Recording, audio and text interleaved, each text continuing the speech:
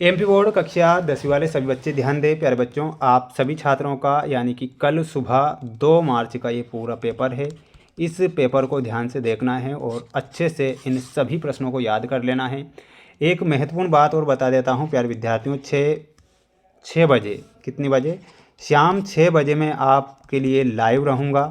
कोई भी डाउट अगर हो तो आप लाइव हमें आकर ज़रूर बताना। ये पूरा का पूरा पेपर आ चुका है जो कि आप देख सकते हैं आपकी स्क्रीन के सामने। और ये जो पूरा पेपर मेरे द्वारा आपको ये बताया जा रहा है, ये आपको परीक्षा में भी दिया जाएगा और साथ में प्यारे विद्यार्थियों ये प्रश्न छप जाएंगे आपकी परीक्षा में। आइए शुरुआत करते हैं हमारे प्रश्नों से जो कि आपको परीक्षा में दिए जाएंगे। तो पूरा का पूरा पेपर ध्यान से आपको देख लेना है।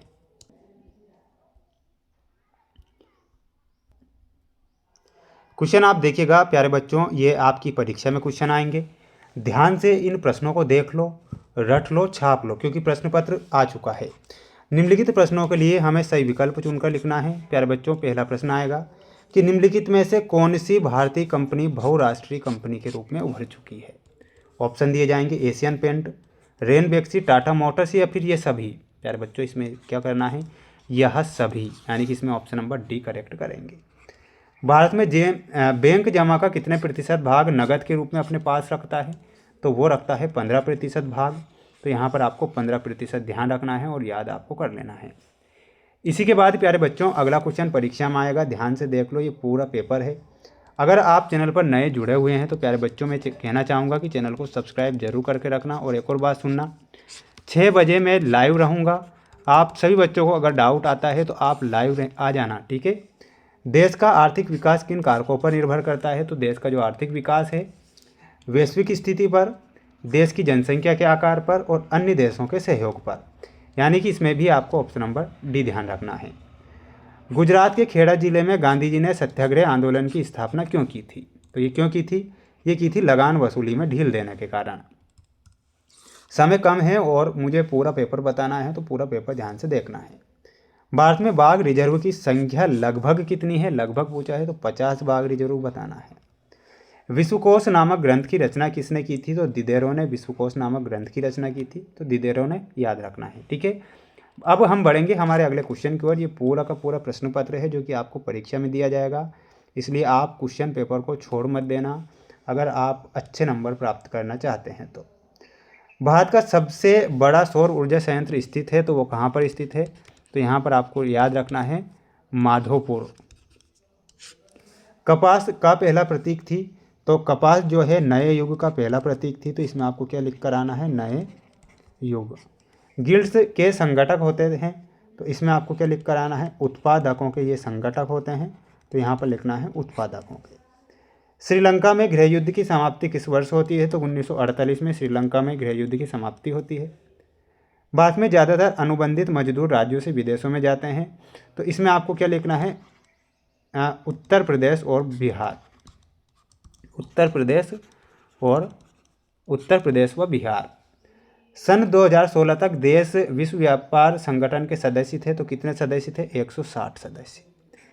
क्या आप इसे याद कर लेंगे? अगर आप याद कर लेंगे तो बिल्कुल याद कर लेना, क्योंकि पेपर आ चुका है और छप चुका है परीक्षा में। ऐसा प्रश्न पत्र मैं लेकर आया हूँ।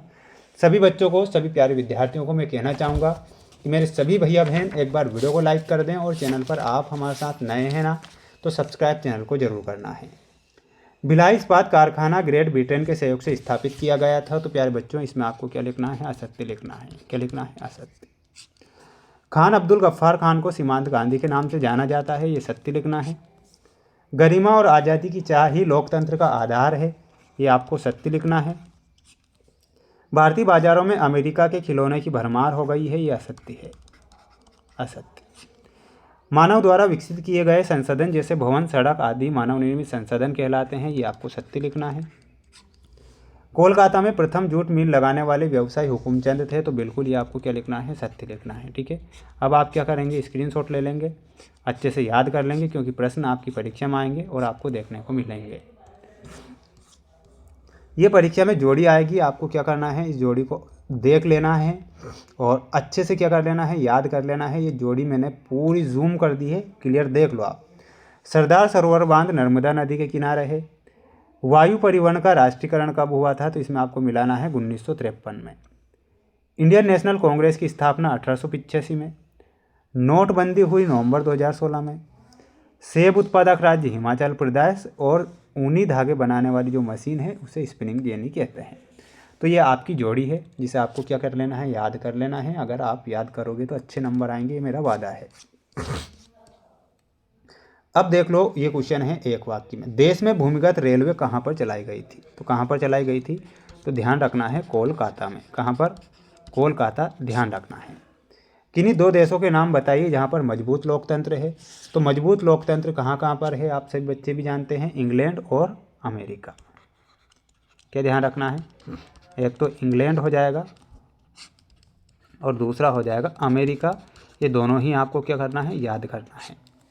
भारत में सर्वप्रथम लोहा इस्पात का कारखाना कब और कहाँ पर स्थापित किया गया था? तो प्यारे विद्यार्थियों, ये कब किया गया था? 1864 में किया गया था। अब मुझे आप इस ब्रैकेट में बताना कि वो राज्य कौन सा है। देखते हैं आंसर। किस देश में एकल पार्टी सिस्टम है? चीन लिखना है, चीन। क्या लिखना है? चीन। अगला देख लो, नाटो का मुख्यालय कहाँ पर है? तो नाटो का जो मुख्यालय है वो ब्रुसेल्स, बेल्जियम में स्थित है। तो यहाँ पर आपको ब्रुसेल्स लिखना है। भारत का प्रथम परमाणु केंद्र कौन सा है? तो इसमें आपको तारापुर लिखना है। क्या लिखना है?